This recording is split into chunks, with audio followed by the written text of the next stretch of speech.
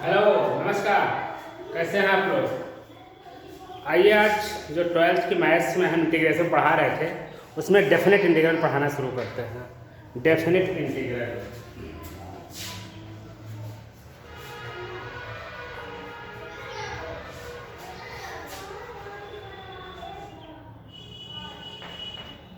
जैसा कि नाम से जाहिर है, डेफिनेट पहले इनडेफिनेट था।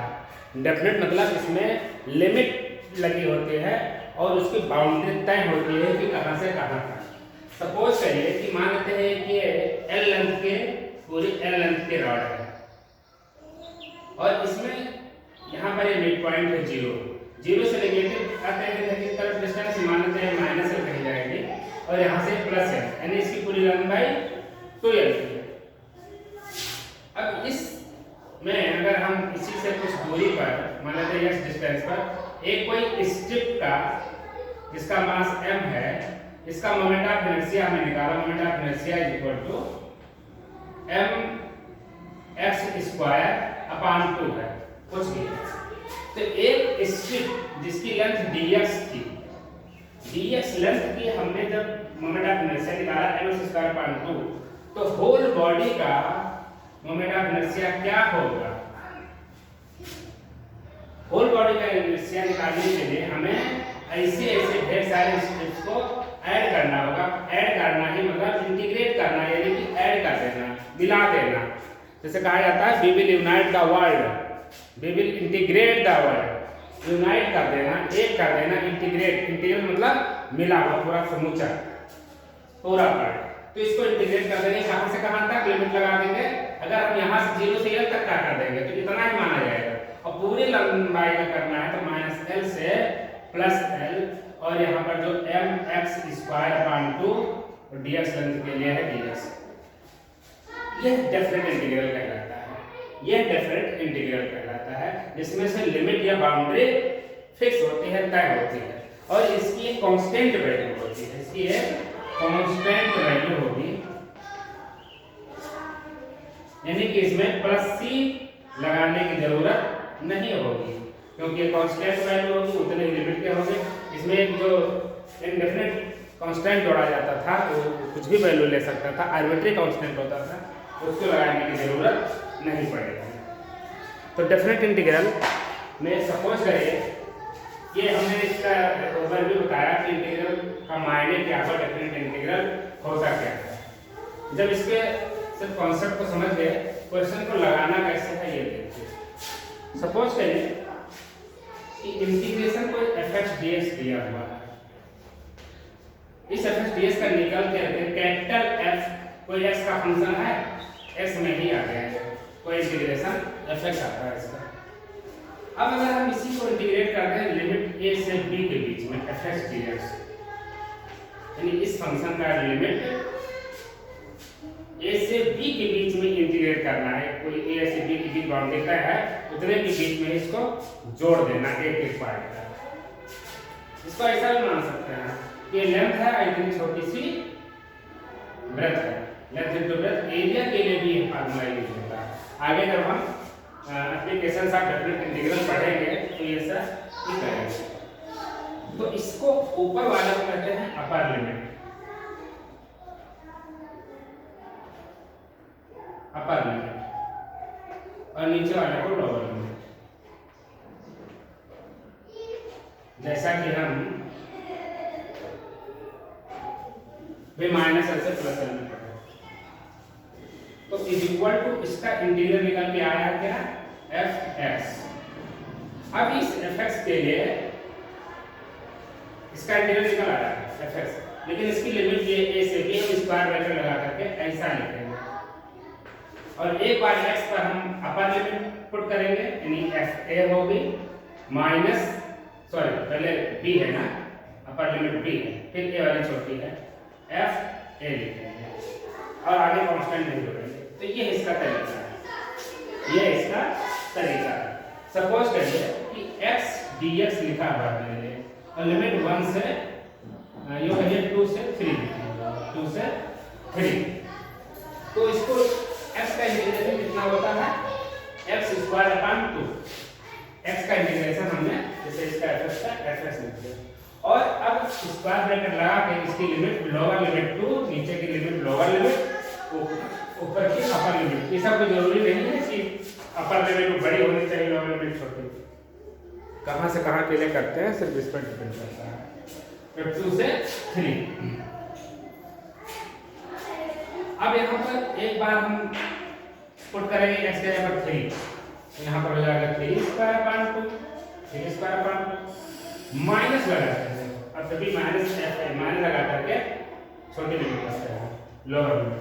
तो लोअर लिमिट यहाँ पर 2 है, 2 का स्क्वायर अपॉन 2, 2 स्क्वायर अपॉन 3, तो 3 स्क्वायर मतलब 9 upon 2 minus 4 upon 2 is equal to 5 upon 2। ये हो गया इसका आंसर, ये होगा इसका आंसर। तो इस तरह से डेफिनेट इंटीग्रल के क्वेश्चंस को हम करेंगे। तो इसमें एक पार्ट आता है जो हमने बताया, जो इंटीग्रेशन से जो रॉड का मोमेंट ऑफ इनर्शिया दिखाया था, वहां पर दिख रहा है आपको कि इंटीग्रेशन में निकाला जाता है वो छोटे छोटे टुकड़े कर करके और उनको ऐड अप करते हैं, तो उसी को कहते हैं limit as a sum. Limit as a sum एक क्वेश्चन में बड़ा आता है 3 नंबर 4 नंबर का सर। इस चीज को हम बाद में बताएंगे, पहले हम इंटीग्रेशन पूरा पढ़ा लें, क्योंकि इस क्वेश्चन को करना कैसे है वही दिखाना है, और उसके क्वेश्चन बड़े बनते हैं। सारे इंटीग्रेशन जितने आप करते हैं वो इससे हो जाते हैं, थोड़ा बड़े क्वेश्चन पढ़ते हैं, कैलकुलेशन थोड़ा ज़्यादा होते हैं, कोई क्वेश्चन नहीं है। तो मैं इसको अभी बाद में पढ़ाऊंगा, क्योंकि जो चल रहा है इसको पढ़ाते जाए तो ये चीज़ छोड़ देते हैं अभी। ऐसा नहीं कि पढ़ाएंगे नहीं, छोड़ देंगे, अभी के लिए हम रोक देते हैं। तो लिमिट है जैसा हमें ये पढ़ाना है। तो अभी हम ये जो कर रहे थे किस तरीके से स्क्वायर रूट के करते हुए हम यहाँ पर चले जाते हैं। इंटीग्रेशन क्या अपर लिमिट लोअर लिमिट लगाया और ये निकाला। सपोज करिए यहाँ पर लिखा हुआ है sin x नहीं cos x का हम जानते हैं, cos x dx, और यहाँ लिखा है -π/2 से +π/2 के बीच में इंटीग्रेट करना है। तो cos x का इंटीग्रेशन तो होता है sin x, और इसकी लिमिट लगा दीजिए -π/2 से +π/2, यानी कि पहले अपर लिमिट लिखेंगे, इंटीग्रेशन हो चुका है, तो sin x के ऊपर π/2, तो sin π/2 माइनस फिर sin, और इस बार x के ऊपर -π/2 लोअर लिमिट, तो sin π/2 minus sin minus theta, minus sin theta होता है, तो minus minus plus minus sin π/2, तो sin π/2 1 होता है, माइनस माइनस प्लस कर देंगे और sin π/2 1, तो मिला करके 2 हो जाएगा। ये आंसर आ जाएगा। तो इस तरह से हमें डेफिनेट इंटीग्रल के क्वेश्चंस को सॉल्व करना है। आइए हम देखते हैं इसके कुछ क्वेश्चंस लेते हैं एक्सरसाइज से।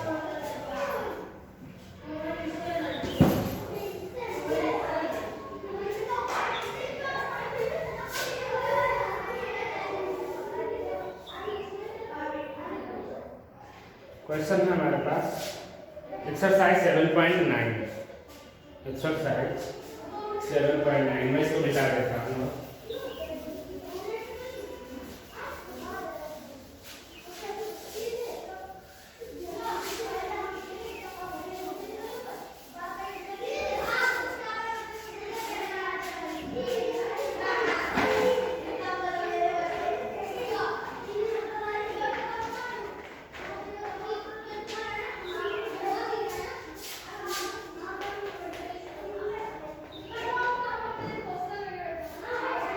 क्वेश्चन नंबर पहला ही ले लेते हैं, -1 से +1, -1 से +1 x + 1 dx। बहुत आसान है, लिमिट लगा लेते हैं -1 से +1 और इंटीग्रेट करते हैं। x का होगा x² + 1 का होगा x, तो इंटीग्रल कर दिया और ये लिमिट लगा दिया। अब इसको सॉल्व करते हैं। पहले तो अपन लिमिट रखेंगे, यानी x जहाँ पर होगा उसको 1 कर देंगे, तो x मतलब 1 का स्क्वायर अपॉन 2 + 1, ये हो गया। माइनस लगा करके अगली वाली लिमिट रखेंगे, यानी x यहाँ पर -1, तो -1 का स्क्वायर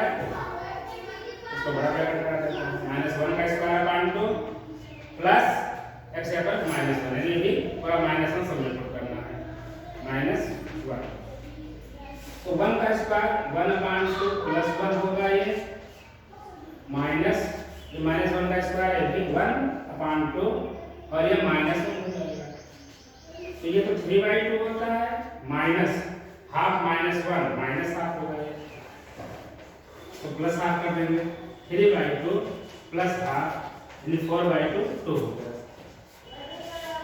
इस तरह से इसका आंसर हो जाएगा। तो ये आसान क्वेश्चन है।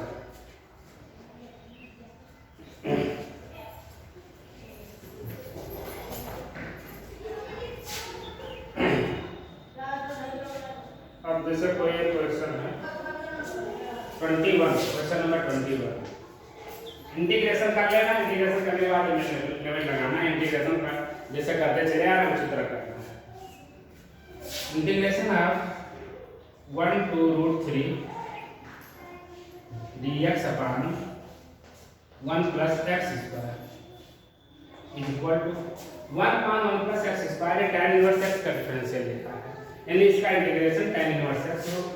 तो tan इनवर्स x और लिमिट लगा देते हैं, अपर लिमिट √3 और लोअर लिमिट 1, एक एक करके वैल्यू रखेंगे, यानी कि tan इनवर्स x के ऊपर √3 रख दे, फिर माइनस लगाएं, फिर से tan इनवर्स और इस बार x के ऊपर 1, तो tan 60 होता है √3, tan 60 √3, 60 बोले तो π/3 माइनस tan 45 होता है 1/4, ये हो जाएगा 4π - 3π π/12, ये इसका आंसर हो जाएगा π/12।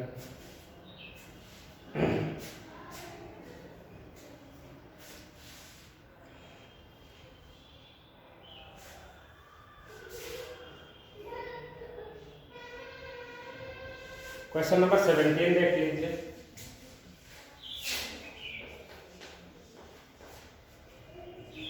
17 है 0 to π/4 2 sec square x plus x cube plus 2 dx is equal to, अब लिमिट लगाएंगे 2 sec square x, 2 का तो 2 रहेगा, sec square x का इंटीग्रेशन होता है tan x plus x cube का होगा x की पावर 4/4 प्लस 2 का 2x हो जाएगा, और लिमिट अब वही 0 से π/4, 0 से π/4। इसको सॉल्व कर देना। सबसे पहले π/4 रखेंगे जहाँ जहाँ x है, यानी कि 2 tan π/4 प्लस x यहाँ पर π/4 का होल पावर 4/4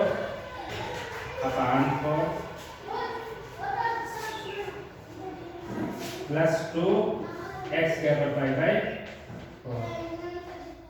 इतना हुआ ये, माइनस लगाएंगे और जहाँ जहाँ है कहाँ 0, तो 2 tan 0 प्लस 0 पावर 4 0 प्लस 0, और यहाँ भी x 0 है तो प्लस 0, tan 0 भी 0 होता है, tan 0 0, तो ये पूरा 0 हो गया, सिर्फ जो बचा इतने का ही आंसर होगा। तो 2 tan π/4 1 होता है, 2 × 1 प्लस ये π/4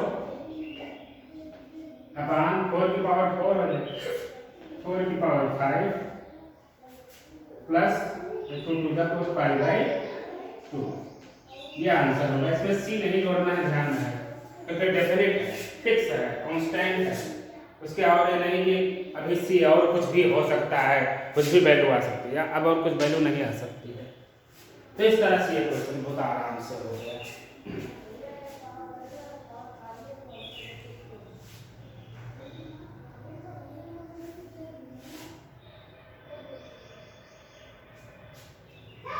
कोई और क्वेश्चन है?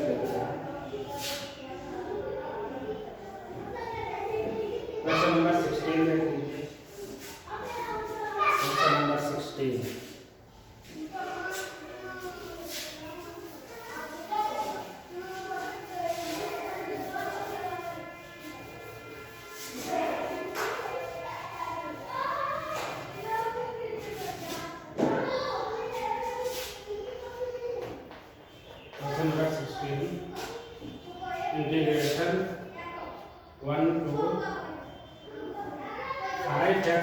Square upon x square plus 4x plus 3 dx। तो इज इक्वल टू 5 बाहर कर देते हैं, 1 2 2, तो बचेगा x square upon x square plus 4x plus 3।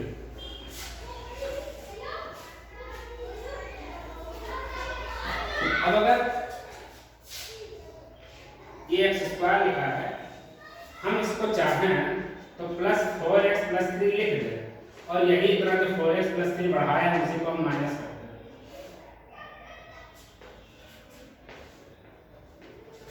यानी कि 4x प्लस 3 निकल जाए, 4x स्क्वायर बच जाएगा। तो जो लिखा है इसे लिखा है 5 1 2 2, यानी जिस अपॉन दिस करेंगे तो ये हो जाएगा 1 minus 4x plus 3 upon x square plus 4x plus 3 dx।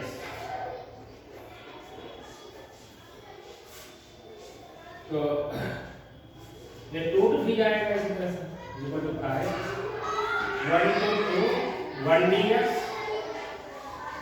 Minus 5 इसके साथ मिलेगा तो 5 1 2 2 4x plus 3 upon x square plus 4x plus 3 dx।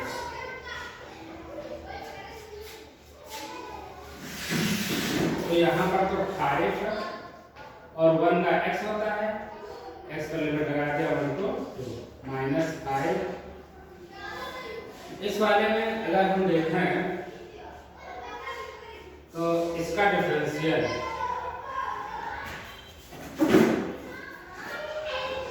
ऊपर लिखा है, तो सबसे पहले हम इसका डिफरेंशियल वर्जन निकालने की कोशिश करते हैं। 4x प्लस 3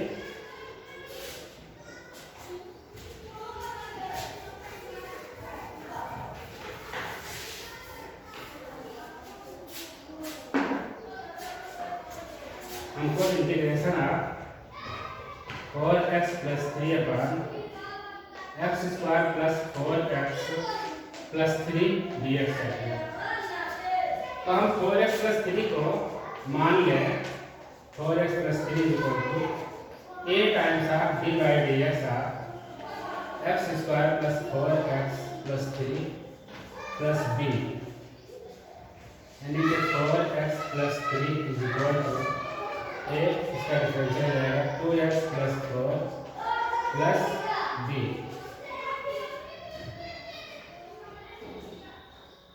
तो 4x plus 3 is equal to, अब यहाँ पर x का कोएफिशिएंट अलग कर लीजिए, x का कोएफिशिएंट तो केवल यहाँ 4 आ रहा है, इज इक्वल टू x का कोएफिशिएंट 2 है, केवल 2 है, तो 2 2 जा 4, a इज इक्वल टू 2, और कांस्टेंट यहाँ पर 3 है, यहाँ पर कांस्टेंट 4a प्लस b है, a की वैल्यू 2 रख दीजिए, तो 3 is equal to 4 into 2 plus b, तो b is equal to 3 minus 8 is equal to minus 5, तो a is equal to 2, b is equal to minus 5, यानी कि ये बन जाएगा 4x plus 3 को हम लिख सकेंगे a means 2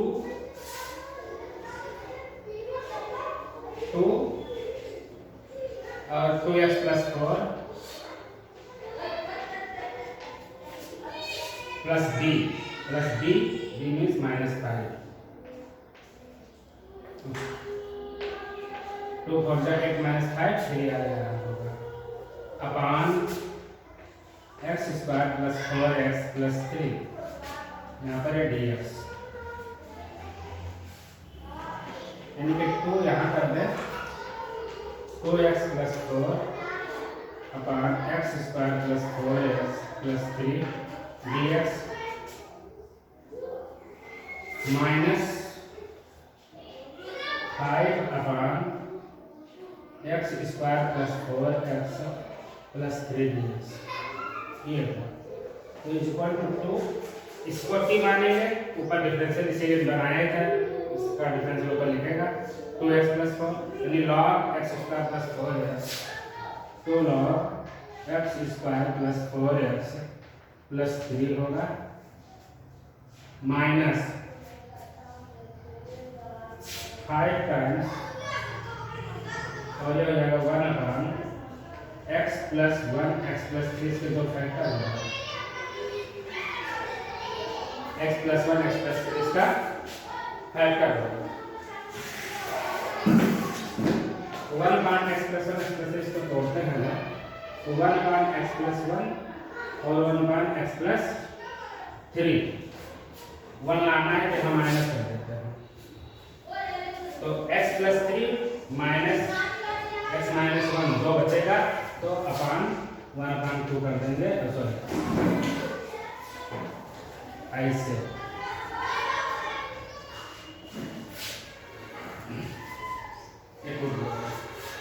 तो 2 log x square plus 4x plus 3 minus 5 और ये अपान 2 लगा लेंगे आगे integration of 1 upon x plus 1 minus 1 upon x plus 3 dx is equal to 2 log x square plus 4x plus 3 minus 5 by 2 ये log x plus 1 minus में आएगा लेकिन x plus 1 upon x plus 3 कर लेंगे log a minus log b log a upon b यहाँ पे ये इतना इसका डिफरेंशियल है तो अब लिखते हैं माइनस 5 यहाँ पर लगा है और इसका टूटा है इतना लगा तो 5 ब्रैकेट लगाएंगे 2 log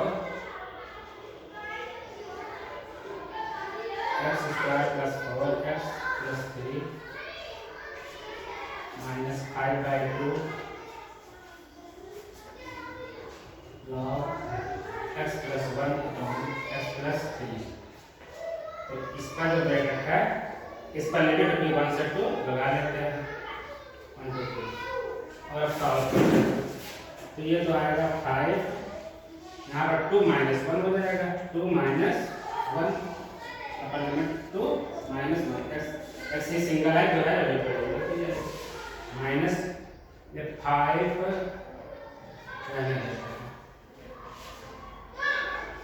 अब एक बार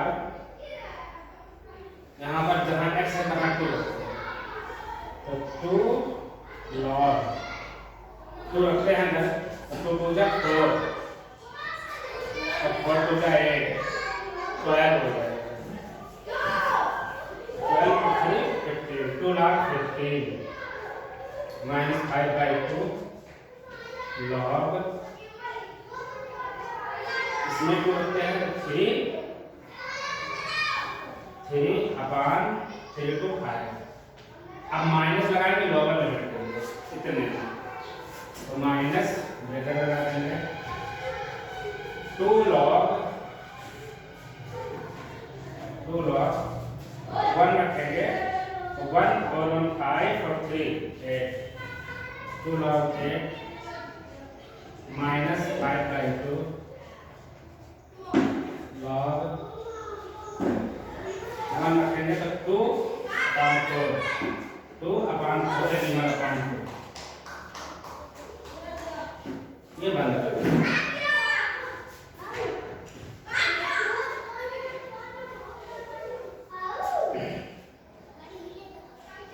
अब ब्रैकेट खोलते हैं ये तो 1 आएगा 5 हो जाएगा 5 माइनस 5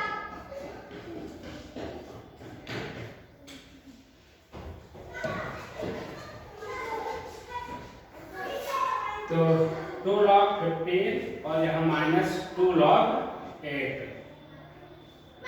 तो 2 को बाहर कर ले log 15 माइनस log 8 तो log 15 बाई 8 2 log 15 बाई 8 हो जाएगा log 15 बाई 8 अच्छा ये कलेक्ट हो गया और 5/2 कॉमन है वहाँ तो प्लस हो जाएगा तो पहले उसे लिख लेंगे प्लस 5/2 log 1/2 माइनस log 3/5। तो अपान में हो जाएगा log 1/2 अपान 3/5। और कुछ छूटेगा तो है नहीं, बस एक लाइन में और सॉल्व करते हैं।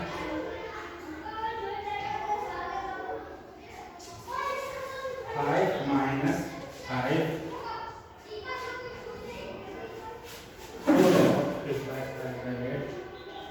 2 log 5/8 प्लस 5/2 और ये 1/2 5/3 1/2 into 5/3 5/6 हो जाएगा log 5/6।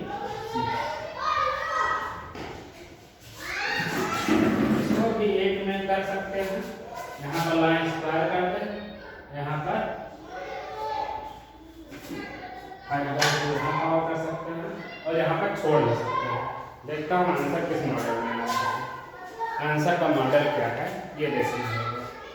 क्वेश्चन नंबर 16 है, 7.9 का 16।